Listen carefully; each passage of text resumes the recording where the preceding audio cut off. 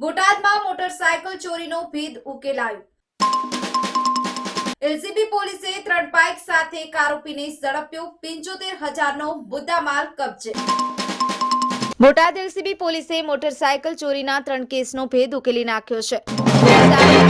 કુલ 3 motorcycle કબજે કરી છે, જેની કિંમત ₹75,000 થવા જાય છે। આ સાથે બોટાદ સિટી પોલીસ મથકમાં નોંધાયેલા 3 અનડિટેક મોટરસાયકલ ચોરીના ગુનાનો ભેદ ઉકેલાઈ ગયો છે। બોટાદ એલસીબી પોલીસે મોટરસાયકલ ચોરીના 3 કેસનો ભેદ ઉકેલી નાખ્યો છે।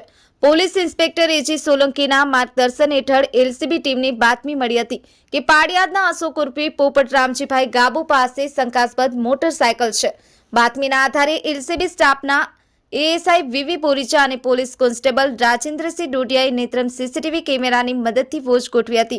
આરોપી પાડિયાદથી બોટાદ તરફ આવી રહ્યો હતો ત્યારે તેને GJ04CG9609 નંબરની મોટરસાયકલ સાથે ઝડપી પાડ્યો હતો। પોલીસ પૂછપરછમાં આરોપીએ કબૂલાત કરી હતી કે તેણે આ સિવાય બીજી 2 મોટરસાયકલની પણ ચોરી કરી હતી।